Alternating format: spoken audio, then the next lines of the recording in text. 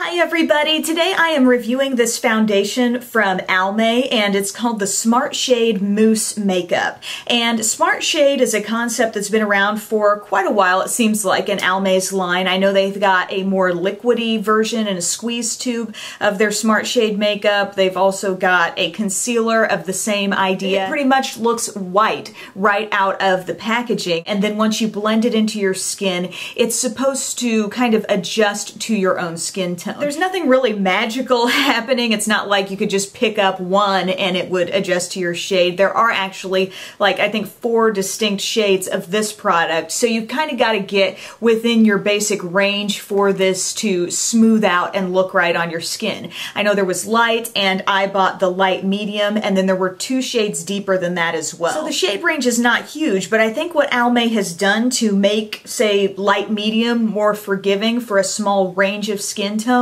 is to make this a foundation that is really not anywhere near full coverage. You know, if you put something full coverage on your skin, the product does show. When it's more sheer like this, the product can really be blended out, and it's like you're not really seeing the makeup as much, but you're also not getting the coverage, really. And as you can see, it's a real, you know, thick mousse-like consistency, as you would expect. This kind of mixes with the heat of your skin. There are teeny tiny, like, pigment beads, I think, in this product. You can't really feel them breaking. When you blend it into your skin, you can see it slowly changing to the skin tone that it's kind of programmed to turn out to be. It did claim to give like a complete coverage, sort of airbrushed finish to the skin, but also the big thing was that it's going to match to your skin tone. It does say on the packaging, makeup made for sensitive skin. That's kind of always been Almay's claim, and I must say I haven't had, with really any Almay product I've used, I haven't had breakouts because of it. And it does advise you to apply this with your fingertips, and I think that is what kind of ensures that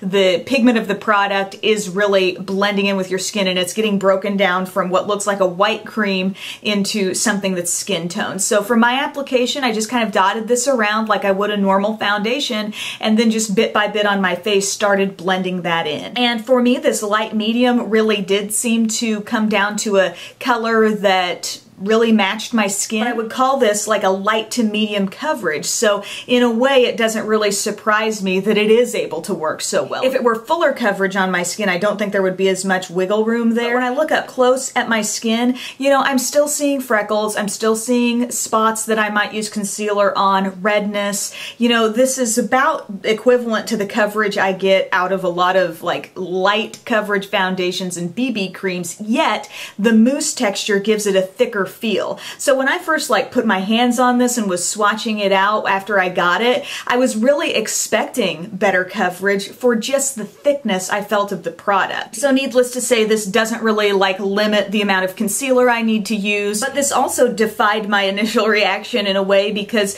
when I first put this on, I thought, oh, for the thickness I feel on my face, I bet with minimal powder applied on top, this is going to really break down around my T-zone, but it really didn't do that so much. I have worn this multiple times, looked at my skin later in the day without touching things up, and I didn't feel like I was overly oily. I'm not currently dealing with any really dry, patchy areas, so I can't really comment on whether or not it seemed it was clinging to those areas. But the look of the product, I would say with normal to a little bit oily skin, wasn't changing a whole lot as the day went on. So bottom line, I think if your skin tone falls within the 4 kind of broad shade ranges that this product is made in, you may have pretty good luck finding something that's going to really blend in with your skin tone. It looked very natural once I blended it in. It was very easy to blend in, and the staying power was pretty good throughout the day. My complaints for this was for the thickness of the mousse. I really expected better coverage. If I were going to